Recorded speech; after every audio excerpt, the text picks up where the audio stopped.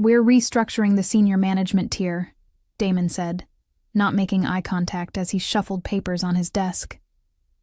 Your position has been eliminated. I sat across from him, my hands folded neatly in my lap, the same position I'd maintained through thousands of meetings over my 32 years at Calridge Equity Partners. The heavy oak desk between us had been there since before my time. Damon had only been sitting behind it for 6 weeks. I see, I replied, my voice steady despite the hammering in my chest. May I ask about the timing? I'm scheduled to retire in less than 8 weeks. He finally looked up, his expression a practiced blend of regret and determination that didn't reach his eyes. At 38, Damon Shore was exactly the kind of CEO the board thought they needed. Young, aggressive, from one of those Silicon Valley firms that had been making headlines. The restructuring timeline is non-negotiable, he said. We need to implement these changes immediately to meet our quarterly projections. Human Resources will handle your exit package. He glanced at his watch. They're waiting for you now. I nodded, rising to my feet with the same composure I'd maintained through market crashes, hostile takeovers, and countless corporate storms over 3 decades. Thank you for the opportunity to serve Calridge, I said, extending my hand. I wish you and the firm continued success. Damon seemed momentarily thrown by my calm. He shook my hand briefly, already reaching for his phone. Security will escort you to clear out your office. My name is Harriet Vaughn, Senior Vice President of Operations at Calridge Equity Partners, or at least I was until about 15 minutes ago.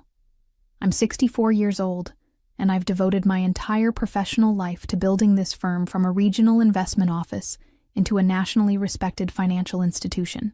As I walked back to my office with the security guard trailing awkwardly behind me, I thought about the retirement party the team had been planning, the congratulatory emails that had already started arriving from clients and partners, the transition plan I'd spent months creating to ensure a seamless handoff, all of it meaningless now.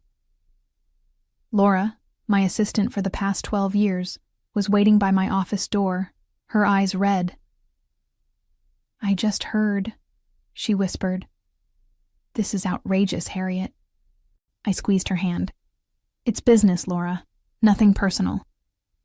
But as I began gathering my personal items under the watchful eye of security, I couldn't help but think about Thursday, tomorrow, and the standing golf game I'd had for 15 years with Charles Denham, president of Marion Bay Holdings, our largest investor, and Jeffrey Williams from Trevanta Corp., and Eleanor Blackwood from Zentron Global. I wondered if Damon knew about those games, or what we discussed during them. Probably not. The security guard, Kevin, who I'd personally hired 7 years ago, looked mortified as he followed me to my car with a small box of belongings. 32 years at Calridge, and all I had to show for it was a box containing a few photos, a potted plant, and a coffee mug my grandson had painted. I'm sorry about this, Mrs. Vaughn, he said quietly. It doesn't seem right. Don't worry about it, Kevin. You're just doing your job. I smiled at him as I placed the box in my trunk. How's your daughter doing at university? Still pursuing engineering? He looked surprised that I remembered. Yes, ma'am. Made the dean's list last semester. Wonderful. She'll go far. I closed the trunk and took one last look at the Calridge building, 15 stories of gleaming glass and steel in downtown Lexington that hadn't existed when I first joined the company. Back then, we'd operated out of 3 cramped rooms above a pharmacy. As I drove home through the familiar streets of Lexington, I felt oddly calm. The initial shock had worn off, leaving a hollow feeling in my chest that wasn't quite anger and wasn't quite grief. 32 years, and Damon hadn't even bothered to learn what I actually did for the company. My husband Thomas was waiting when I arrived home, alarm evident on his face. You're home early. What's happened? I've been restructured, I said, setting my box down on the kitchen counter. Effective immediately. What? They can't do that. You've given them your entire career. You're retiring in 2 months. His face flushed with indignation as I explained what had happened. It's done, Thomas, I said finally, No point getting worked up about it now. You've built half their client relationships. You're the reason Marion Bay invested with them in the first place. He paced the kitchen. Have you called Charles? He'll be furious when he finds out. I shook my head. I haven't called anyone yet. I checked my watch. But I do need to change. I've still got dinner with Eleanor tonight. Thomas stopped his pacing. Eleanor Blackwood? From Zentren? I nodded, already heading upstairs to change. Are you going to tell her? I paused on the stairs. I'm not going to hide it, but I'm not going to complain either. That had always been my approach throughout my career. I didn't raise my voice. I didn't make threats. I simply did my job with integrity and let my work speak for itself. It had served me well for over 3 decades, in a male-dominated industry where women of my generation were expected to serve coffee, not manage million-dollar portfolios. As I changed for dinner, I thought about my team, the people I'd mentored, promoted, and grown with over the years. I wondered what would happen to them under Damon's leadership. I wondered what would happen to the firm. Eleanor Blackwood was already seated when I arrived at Mercer's, the steakhouse where we'd been having our monthly dinners for nearly a decade. At 68, she remained one of the sharpest minds in investment banking, and under her leadership, Zentren Global had grown into a powerhouse that controlled over $12 billion in assets. Harriet, she said, rising to embrace me. You look troubled. What's happened? I'd intended to ease into the news, perhaps even downplay it, but Eleanor had always been perceptive. As we settled in and ordered our usual drinks, bourbon for her, gin and tonic for me, I told her about my morning. Calridge fired you? She set her glass down with a sharp click. 2 months before your retirement? That's not just poor form. It's idiotic. The new CEO wants to make his mark, I said, keeping my voice neutral. Restructuring is standard practice. There's nothing standard about removing the person who built your investor relationships 2 months before a funding round. She shook her head. Especially not when that person has a standing golf game with Charles Denham. I felt a flicker of surprise. You know about our Thursday games? Everyone knows, Harriet. The 3 of us control nearly $200 million of Calridge's investment capital. She leaned forward, lowering her voice. What they might not know is that Charles was already nervous about this new CEO. He thought Damon was too aggressive, too focused on quick returns rather than sustainable growth. I sipped my drink, saying nothing. Charles called me after your last golf game, Eleanor continued.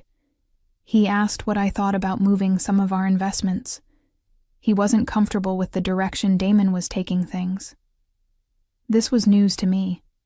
Charles had been loyally with Calridge for 18 years. If he was considering moving his funds, the situation was worse than I'd realized. And what did you tell him? I asked. I told him as long as you were there to keep things grounded, I wasn't worried. She gave me a pointed look. That was last week. The situation has clearly changed. The waiter arrived with our salads, giving me a moment to process this information. I'd known my departure would cause some waves, but I hadn't realized just how precarious Damon's position already was with our key investors. I don't want anyone making decisions based on what happened to me, I said finally. I've had a good career. I was nearly finished anyway.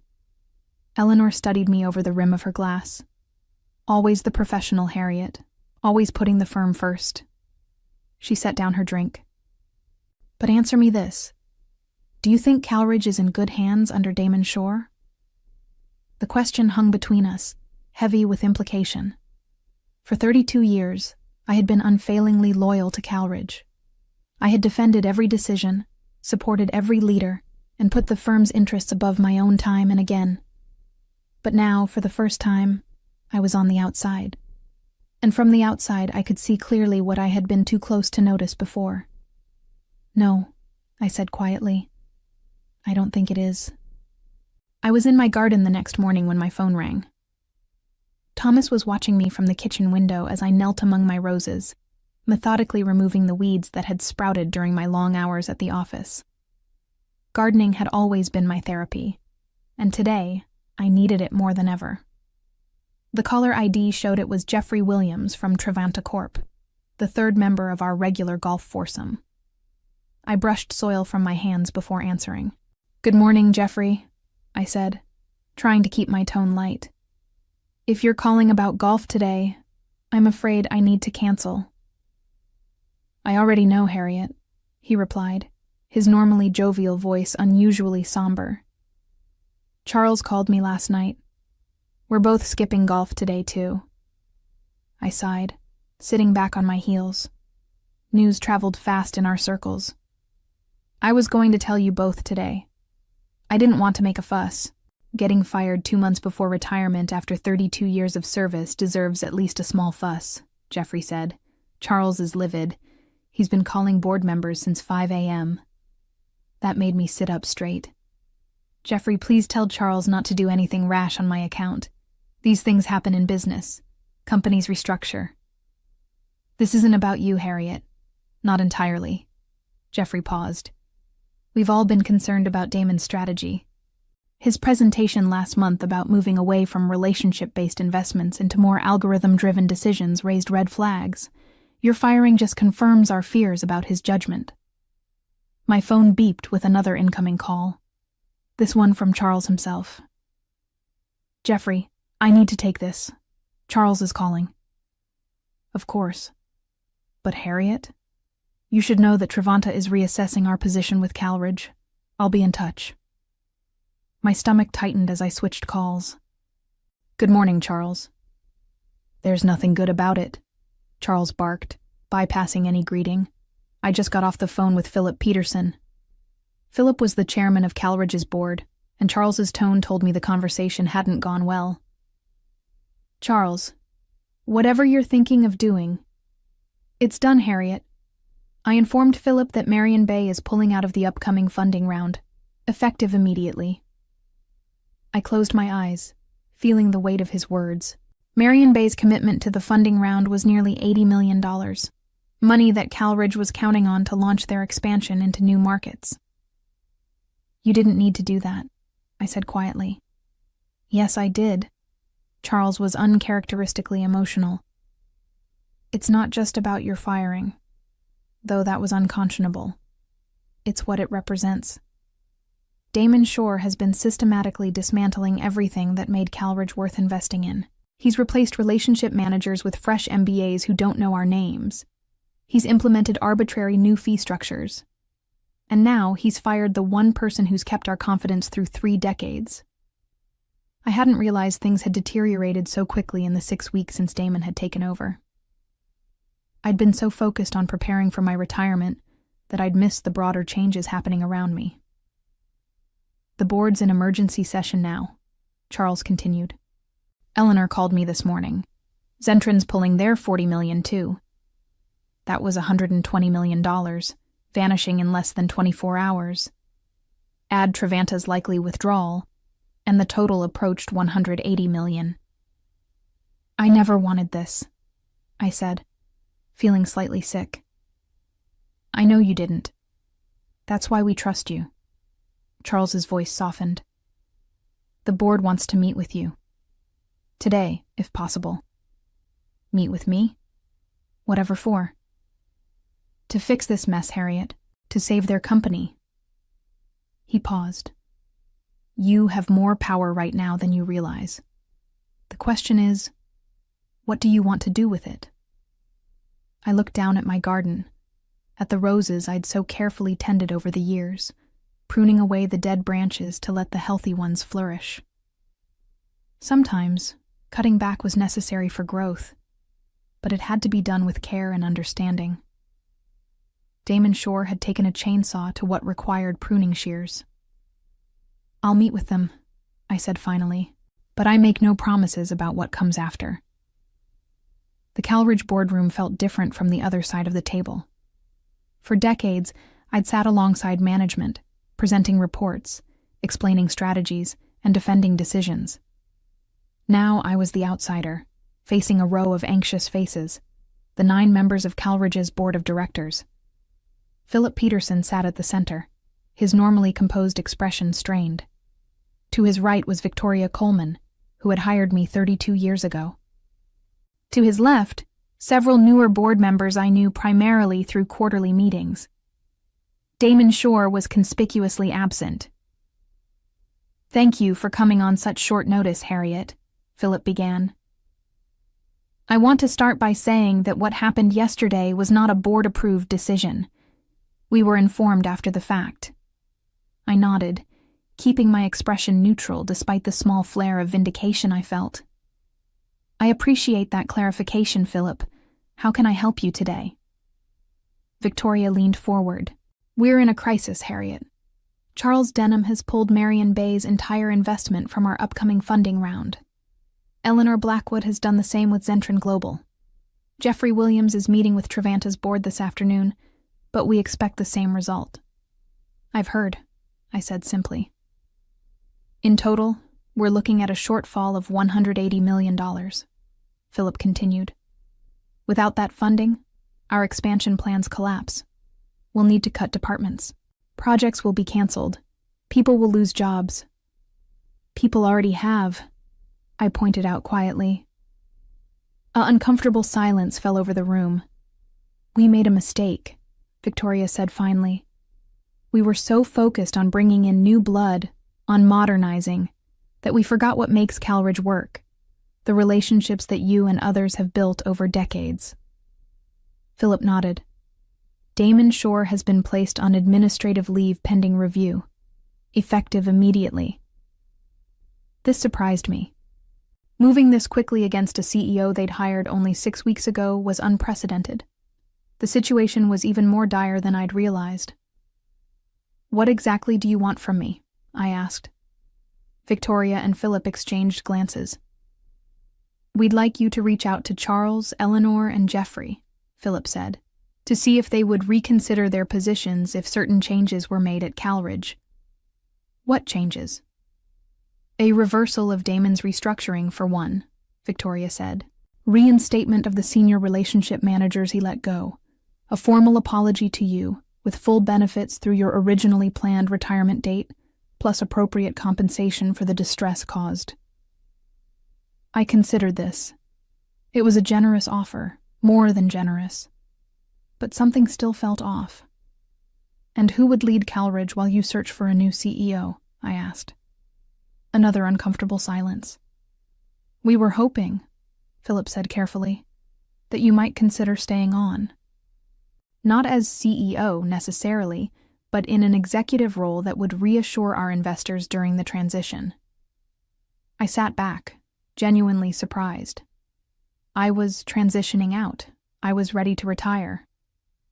"We know," Victoria's voice was gentle, "and we would understand completely if you declined.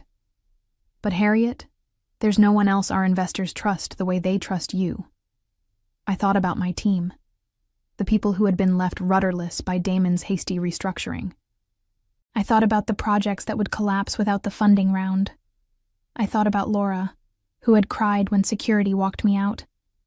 But I also thought about my garden, about the travel plans Thomas and I had made, about the 32 years I had already given to Calridge.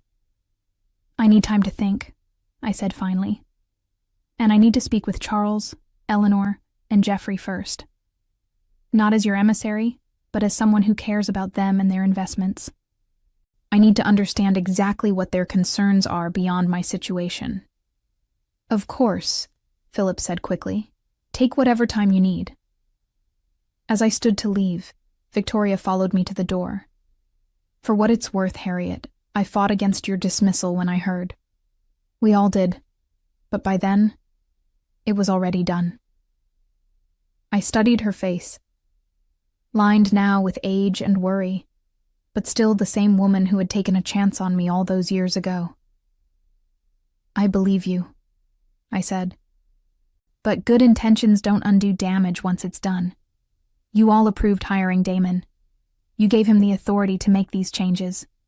The consequences of that decision don't disappear with an apology." As I walked out of the Calridge building for the second time in 24 hours, I realized I felt something I hadn't felt in a long time. Free. Charles, Eleanor, and Jeffrey agreed to meet me at my home that evening. It felt strange to host them in my living room rather than on the golf course or in a restaurant, but there was something appropriate about the setting. This was personal now. "I don't care what they offered you," Charles said bluntly after I'd explained the board's proposal. "I'm not putting another cent into Calridge with Damon Shore at the helm."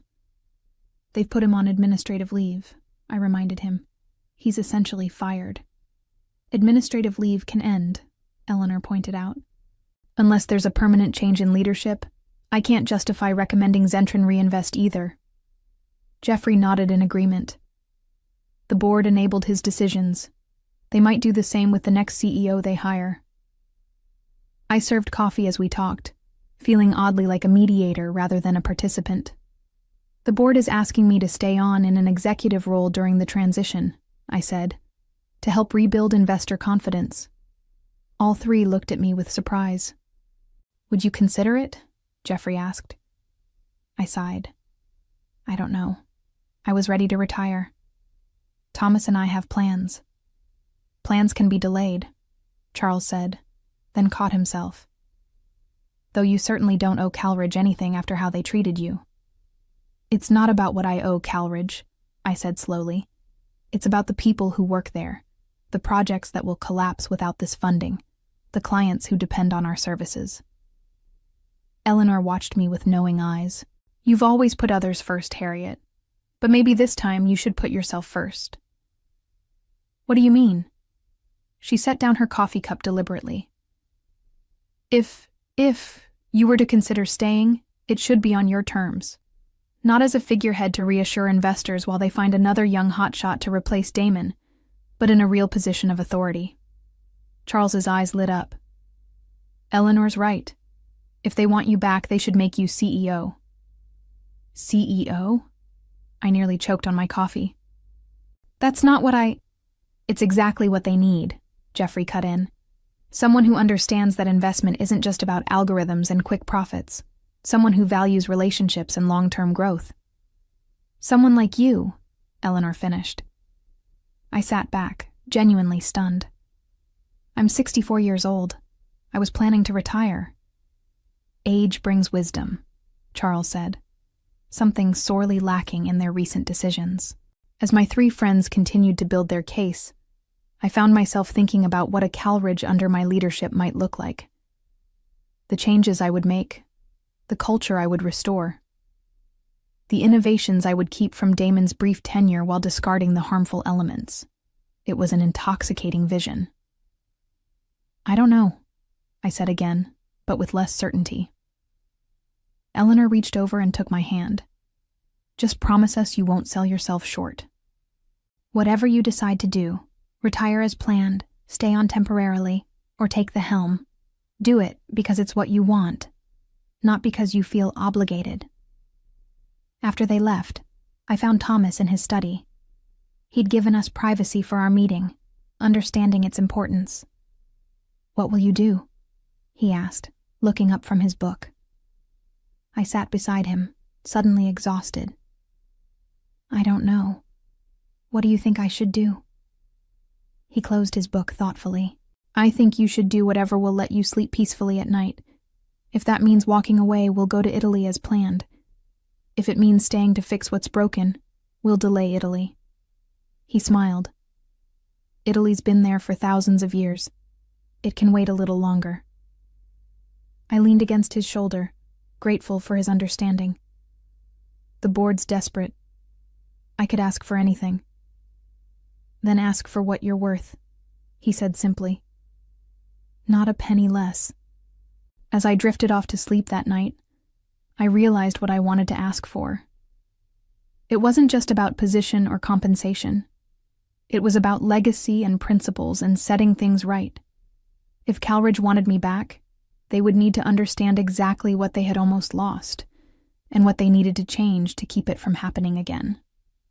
The following morning, I arrived at Calridge Equity Partners for my meeting with the board on my own terms. The security guards nodded respectfully. no longer watching me as if I might steal office supplies. Word had gotten around. I wore my best suit, dove gray with a subtle blue pinstripe, and carried the leather portfolio Thomas had given me for our 30th anniversary. I looked every inch the executive I had always been, regardless of titles. The board was waiting, the tension in the room palpable. Philip's assistant had called late the previous night, informing me that they were prepared to offer me the position of interim CEO, with the possibility of removing interim after 6 months. It was a significant offer, but it wasn't what I wanted. "Good morning," I said as I took my seat. All 9 board members responded with a chorus of greetings, their eagerness almost palpable. "Harriet, we've considered your value to this company very carefully," Philip began. "We'd like to offer you the position of interim CEO, with a review in 6 months for a permanent appointment. Full executive compensation, of course." I nodded, taking a moment before responding. "I appreciate the offer, Philip, but I have a counter-proposal." I opened my portfolio and slid a document across the table, a single sheet of paper outlining my terms. Philip and Victoria leaned forward to read it together, their expressions shifting from hopeful to surprised. "You don't want to be CEO," Victoria said, looking up. "No," I confirmed. "I want to be Chief Relationship Officer, a new C-suite position with full board voting rights and authority over all client-facing operations." "And you want this position created permanently in the company charter," Philip added, still reading. "Not just for you, but as an ongoing role." "Yes. The position would prioritize relationship building and maintenance over short-term profits, a balance to the more aggressive growth strategies." "And in return?" Victoria asked, though the answer was already on the page. "In return, I will personally reach out to Charles, Eleanor, and Jeffrey, as well as our other major investors, and ask them to reinstate their funding commitments. I will also agree to stay for 1 year, long enough to establish the position and train my successor." The board members exchanged glances, a silent conversation happening across the table. "And Damon?" Philip asked finally. "That's for the board to decide," I said. "But I would recommend finding him a role that utilizes his strengths without giving him unrestricted authority over client relationships." 3 days later, I stood at the podium in Cowridge's largest conference room, addressing a packed audience of employees, board members, and, most importantly, investors. Charles, Eleanor, and Jeffrey sat in the front row alongside representatives from a dozen other investment firms. "Change is inevitable in any organization," I said, my voice steady and clear. "But how we manage that change determines whether we grow stronger or lose what makes us special."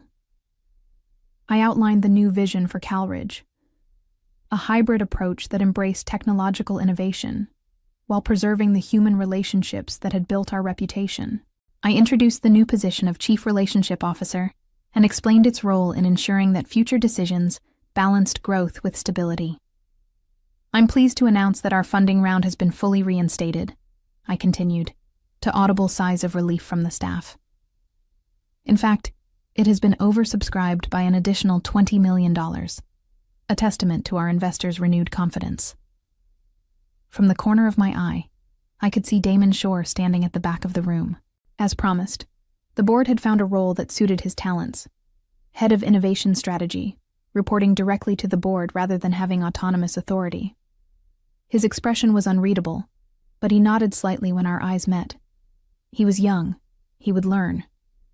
When the announcement concluded, Charles approached me, hand extended. "Beautifully played, Harriet. You've secured your legacy without sacrificing your principles."